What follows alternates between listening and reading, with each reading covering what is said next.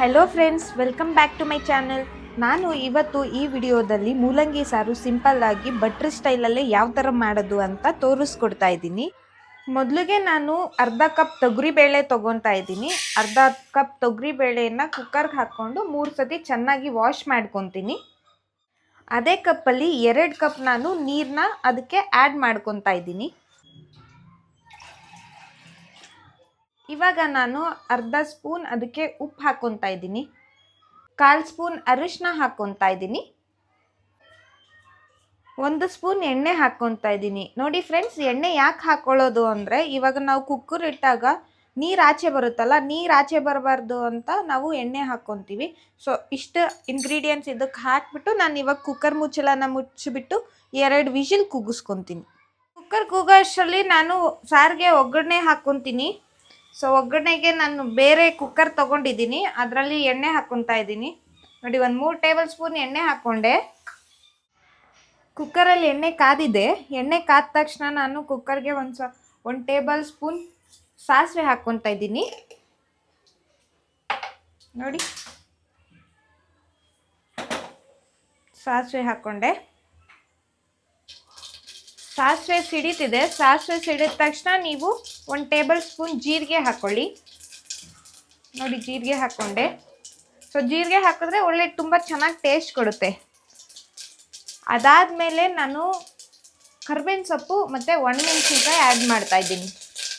ಅದಾದಮೇಲೆ ನೋಡಿ ಫ್ರೆಂಡ್ಸ್, ಈರುಳ್ಳಿ ಹಚ್ಚಿಟ್ಕೊಂಡಿದ್ದೀನಿ. ನಾನು ಈರುಳ್ಳಿ ಹಾಕ್ಕೊತಾ ಇದ್ದೀನಿ.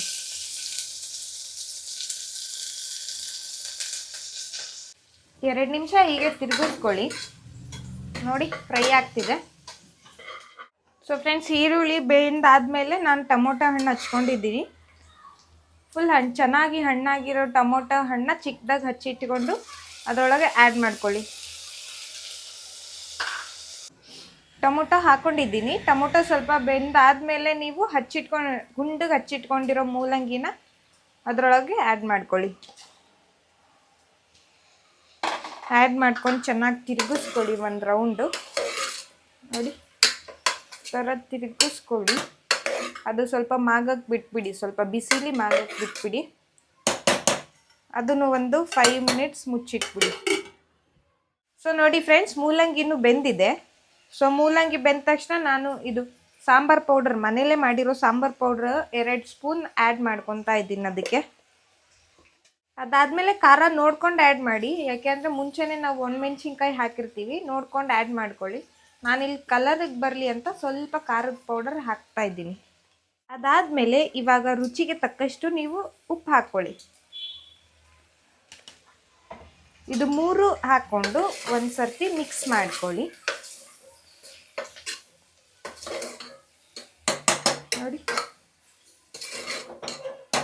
ಇದೆಲ್ಲ ಆದಮೇಲೆ ನಾವು ಮುಂಚೆನೇ ಬೇಯಿಸಿ ಇಟ್ಕೊಂಡಿದ್ವಲ್ಲ ತೊಗರಿಬೇಳೆ, ನೋಡಿ ಚೆನ್ನಾಗಿ ಬೆಂದಿದೆ ತೊಗರಿಬೇಳೆ.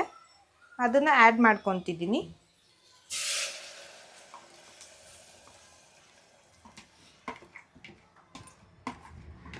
ನೋಡಿ, ಕಲರ್ ಕೂಡ ಎಷ್ಟು ಚೆನ್ನಾಗಿದೆ. ತೊಗರಿಬೇಳೆ ಆ್ಯಡ್ ಮಾಡ್ಕೊಂಡಿದ್ದೀನಿ. ಆ್ಯಡ್ ಮಾಡ್ಕೊಂಡಾದ್ಮೇಲೆ ಅದನ್ನು ಮಿಕ್ಸ್ ಮಾಡ್ಕೊತಾ ಇದ್ದೀನಿ. ನೋಡಿ ಫ್ರೆಂಡ್ಸ್, ನಾನು ಅದೆಲ್ಲ ಹಾಕ್ಕೊಂಡು ಚೆನ್ನಾಗಿ ಮಿಕ್ಸ್ ಮಾಡಿಕೊಂಡು ಒಂದು ಪ್ಲೇಟ್ ಮುಚ್ಚಿಬಿಟ್ಟು 10 ರಿಂದ 15 ನಿಮಿಷ ಕುದಿಸ್ತಾ ಇದ್ದೀನಿ. ಅದು ಸ್ಟೀಮಲ್ಲಿ ಕುಕ್ಕರಲ್ಲಿ ಕೂಗಿಸ್ಕೊಳ್ಳೋಕ್ಕಿಂತ ಕುದಿಸ್ಕೊಂಡ್ರೆ ತುಂಬ ಚೆನ್ನಾಗಿ ಟೇಸ್ಟ್ ಬರುತ್ತೆ. 2 ಕುದಿ ಬಂದ ತಕ್ಷಣ ನಾನು ಮುಂಚೆನೇ ನೆನೆ ಹಾಕ್ಕೊಂಡಿದ್ದೆ. ಹುಣಸೆಹಣ್ಣನ್ನ ನೆನೆ ಹಾಕ್ಕೊಂಡಿರೋದನ್ನ ನೀರನ್ನ ಅದರೊಳಗೆ ಹಾಕ್ತಾಯಿದ್ದೀನಿ. ಫ್ಲೇಮ್ ಸ್ವಲ್ಪ ಜೋರಾಗೆ ಇಟ್ಕೊಳ್ಳಿ. ಜೋರಾಗಿ ಇಟ್ಕೊಂಡು ಮತ್ತೆ ಅದನ್ನು ಮಿಕ್ಸ್ ಮಾಡಿ. ನೋಡಿ, ಸ್ಮೆಲ್ ಘಮ ಘಮ ಅಂತ ಬರ್ತಿದೆ. ಆ ಜೀರಿಗೆ ಹಾಕಿರೋದಕ್ಕೂ ಒಳ್ಳೆ ಸ್ಮೆಲ್ ಬರ್ತಾಯಿದೆ. ಹುಣಸೆ ಹುಳಿ ಹಾಕಿದ ತಕ್ಷಣ ನಾನು ಮತ್ತೆ ಮುಚ್ಚಿಬಿಟ್ಟು 2 ನಿಮಿಷ ಕುದಿಸ್ಕೊತೀನಿ ಅದನ್ನ. ಸೊ ಫ್ರೆಂಡ್ಸ್, ನೋಡಿ ಮೂಲಂಗಿ ಸಾರು ರೆಡಿ ಆಗಿದೆ. ಚೆನ್ನಾಗಿ ಕುದ್ದಿದೆ, ರೆಡಿ ಆಗಿದೆ. ಕುದಿಬೇಕಾಗಿರೋ ಟೈಮಲ್ಲಿ ನಾವು ಒಂದು ಸ್ವಲ್ಪ ಕೊತ್ತಂಬರಿ ಸೊಪ್ಪು ಆ್ಯಡ್ ಮಾಡ್ಕೊಳ್ಳೋಣ. ಕೊತ್ತಂಬರಿ ಸೊಪ್ಪು ಆ್ಯಡ್ ಮಾಡಿಕೊಂಡು ಮಿಕ್ಸ್ ಮಾಡೋಣ. ಇದನ್ನು ಬಿಸಿ ಬಿಸಿ ಅನ್ನ ಜೊತೆ ತಿಂದರೆ ತುಂಬ ಚೆನ್ನಾಗಿರುತ್ತೆ. ಸೊ ನೋಡಿದ್ರಲ್ಲ ಫ್ರೆಂಡ್ಸ್, ಎಷ್ಟು ಈಸಿಯಾಗಿ ಮೂಲಂಗಿ ಸಾರು ಹೇಗೆ ಮಾಡೋದು ಅಂತ ನಾನು ನಿಮಗೆ ತೋರಿಸ್ಕೊಟ್ಟೆ ಅಂತ. ಇದನ್ನು ಮನೆಯಲ್ಲಿ ನೀವು ಟ್ರೈ ಮಾಡಿ.